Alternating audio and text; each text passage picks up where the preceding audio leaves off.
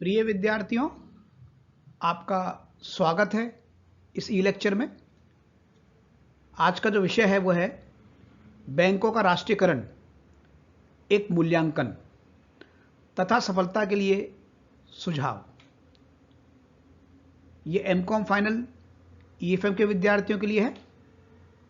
Paper का नाम है इंडियन बैंकिंग सिस्टम, संख्या 203, और मैं डॉक्टर मनुशरथ पाठक, ईएफएम विभाग, एसआरएलएस गवर्नमेंट कॉलेज कालाडेरा जयपुर।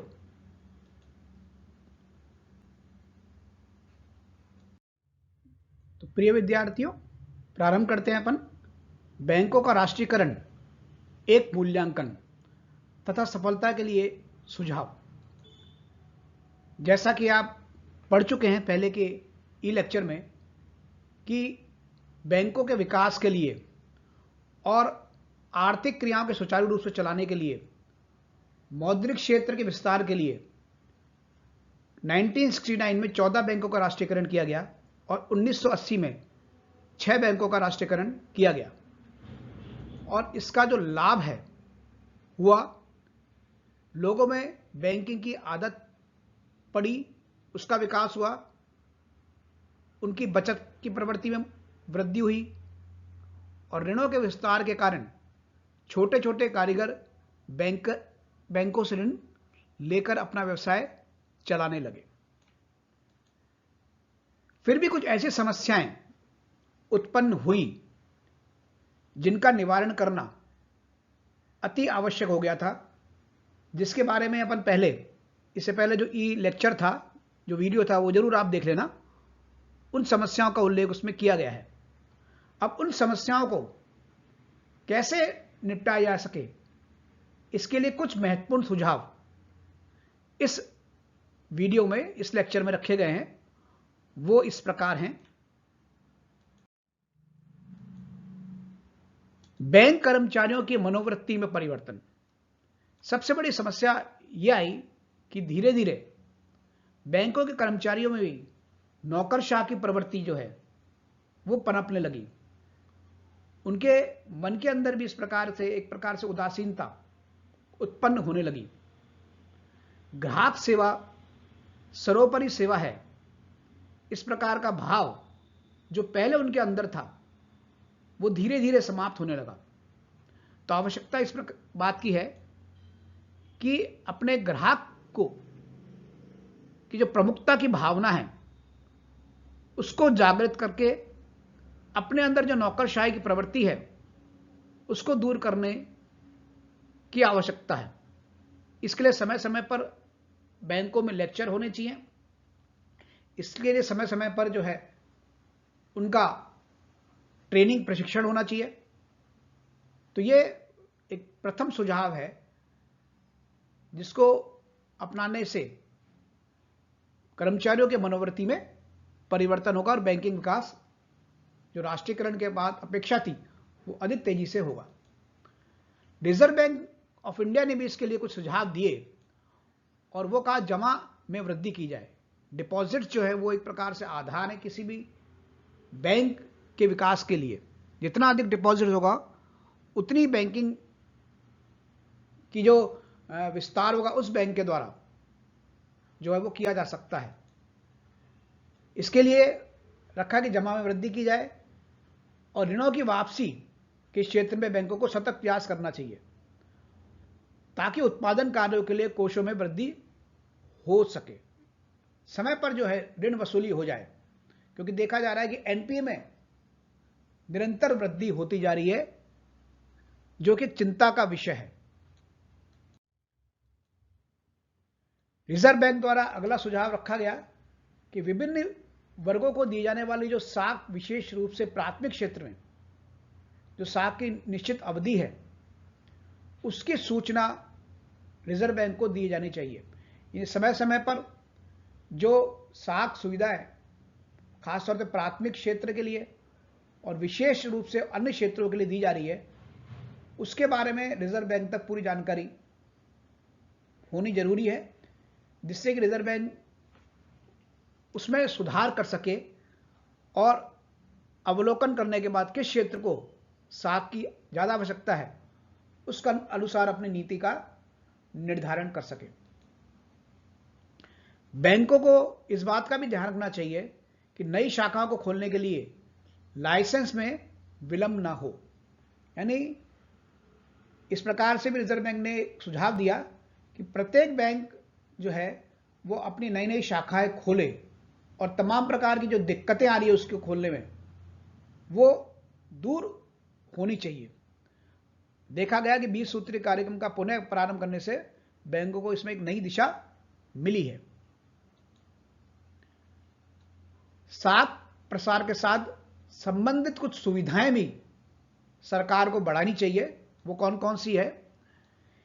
केवल बैंक द्वारा विस्तार के साथ ये आवश्यक नहीं कि मतलब जो है वो तमाम प्रकार की जो समस्याएं दूर हो जाएगी। सरकार को भी कुछ प्रयास करना चाहिए।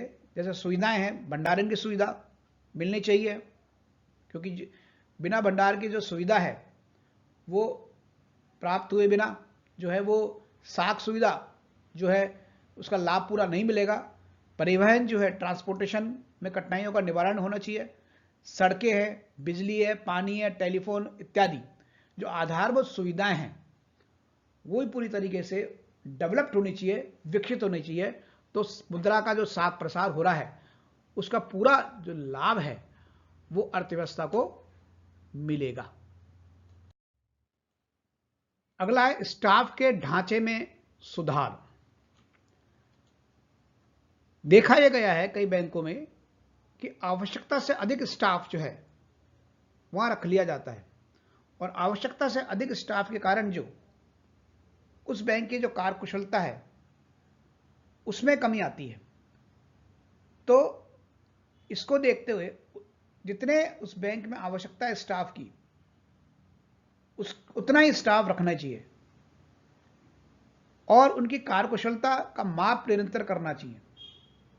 यानी अनुकूलतम स्टाफ का ढांचे का निर्धारण करके उनकी कार्यकुशलता को समय समय पर उनकी जांच होनी चाहिए, जिससे प्रबंध करने में कठिनाई नहीं हो। अगर अतिरिक्त स्टाफ है तो उसका हस्तांतरण करना चाहिए, वहां कर देना चाहिए जहां पर कि स्टाफ की वास्तव में कमी है।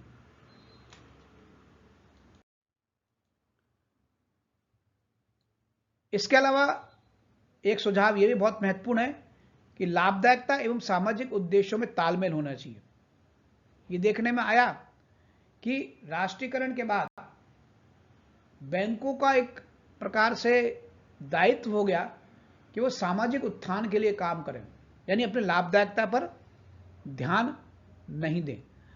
लेकिन लाभदायकता और सामाजिक उद्देश्यों में तालमेल होना आवश्यक है। अगर बैंकों का लाभदायकता का उद्देश्य नहीं होगा तो वो घाटे में चलेंगे और जिसका खामियाजाना जो है वो पूरी अर्थव्यवस्था को उठाना पड़ेगा।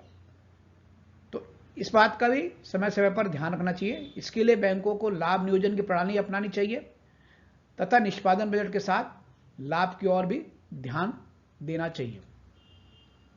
बाजार धारणा का विकास होना चाहिए या अपनी कार्यप्रणाली को अधिक प्रभावशाली एवं कुशल बनाने के लिए बैंकों को ऐसे साधनों की खोज करनी चाहिए जिससे बाजार की धारणा विकसित हो। अर्थात बैंकों को ऐसी सेवाओं को विकसित करना चाहिए जिनकी विस्तृत मांग है।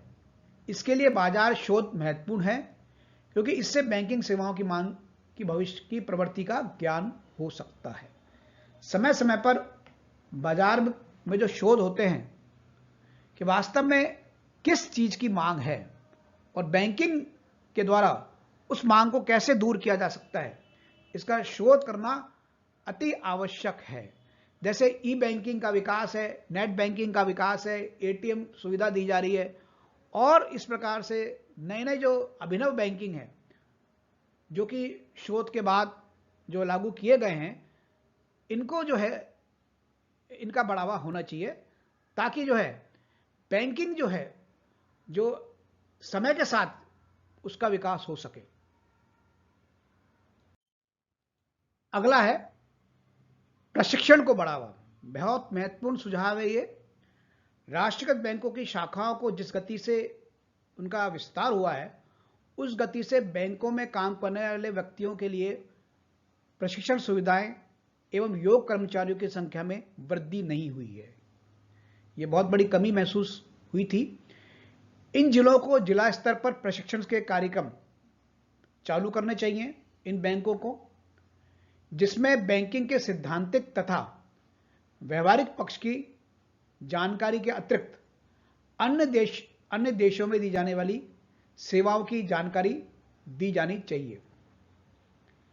इस कार्य के लिए प्रतिवर्ष कुछ व्यक्तियों को विदेशी बैंकों में प्रशिक्षण के लिए भेजना भी उपयोगी हो सकता है।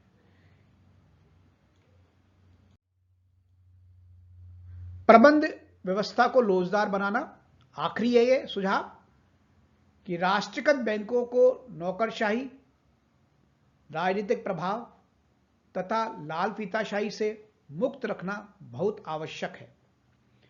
बैंकों में इन वर्गों का प्रभाव दृष्टिगोचर होने लगा है, जिससे बैंकों में नागरिकों की आस्था दबाने लगी है बैंकों के प्रति। यदि सरकार ने इस दिशा में ढील दिखाई तो राष्ट्रीयकरण से लाभ होने के स्थान पर हानि होने लगेगी, जो देश की अर्थव्यवस्था के लिए हानिकारक हो सकती है। तो जो राजनीतिक प्रभाव है, नौकरशाही जो प्रवृत्ति है, लाल फीताशाही से मुक्त रखना चाहिए बैंकों को, क्योंकि बैंकों का जो उद्देश्य है वो बहुत बड़ा है और वो सीधा सीधा जो है न सिर्फ जो परिवार को प्रभावित करता है, समाज को प्रभावित करता है, बल्कि पूरे राष्ट्र को प्रभावित करता है। तो इसलिए इन सब से उसको मुक्त रखना चाहिए। तो आज अपन ने किया बैंकों का राष्ट्रीयकरण एवं मूल्यांकन तथा सफलता के लिए सुझाव।